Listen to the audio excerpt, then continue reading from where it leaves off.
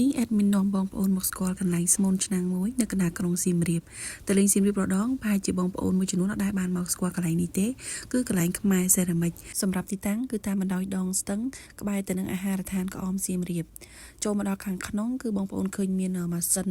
ដែលគេរៀបចំធ្វើដីឥដ្ឋហ្នឹងអញ្ចឹងអានេះគឺជាប្រភេទដីឥដ្ឋដែលគេបានធ្វើឲ្យនៅធ្វើការដុតអញ្ចឹងកន្លែងនេះគឺមានបងប្អូនខ្មែរយើងដែលគាត់មានពិការភាពគឺគាត់បានធ្វើនៅផលិតផលជាច្រើនដែលជារបស់ខ្មែរនេះជាពុំសម្រាប់ផលិតនៅគ្រឿងដែលត្រូវធ្វើពីដីឥដ្ឋហ្នឹងបងប្អូនអញ្ចឹងកន្លែងនេះគឺគេមានដាក់បង្ហាញចានកែវចាវត្ថុអនុស្សាវរីយ៍ជាច្រើនហើយលក់ក្នុងតម្លៃសមរម្យមែនតើមានការបញ្ចុះ 50% ទៀតមានរបស់ខ្លះ$2 $3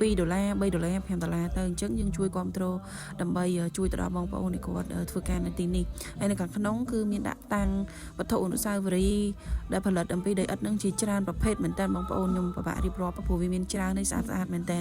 ហើយការមកទស្សនានៅទីនេះគឺអត់មានធ្វើការគិតលុយទេបងប្អូនត្រូវការវត្ថុអនុស្សាវរីយ៍ជាច្រើនដើម្បីដាក់តាំងនៅក្នុងផ្ទះឬក៏ប្រើប្រាស់អាចមកជាវនៅទីនេះបានដើម្បីចូលរួមចំណែកជួយទៅដល់បងប្អូនខ្មែរយើងហើយខ្ញុំចូលមកខាងក្នុងឃើញមានបរទេសមកច្រើនហើយមានតែក្រុមនេះខ្ញុំទេដែលជាជនជាតិខ្មែរមកកន្លែងនេះហើយនៅខាងក្នុងនេះក៏ស្អាតមិនចាញ់ខាងក្រៅដែរគឺមានឈុតចានឆ្នាំងគ្រឿងសម្ភារៈប្រើប្រាស់តាំងតុបតែងនិយាយទៅដូចទៅនឹងសារៈមន្ទីរមួយអញ្ចឹងក្រៅពីនឹងបងប្អូនអាចមកធ្វើការស្មូនឆ្នាំងនៅទីនេះបានហើយគេមានបង្រៀនយើងអាច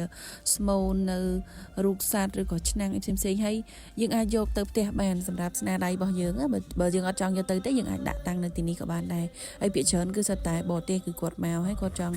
explore គាត់ចង់សាកល្បងបទពិសោធន៍ដែលប្រជាជនខ្មែរយើងគាត់បានធ្វើ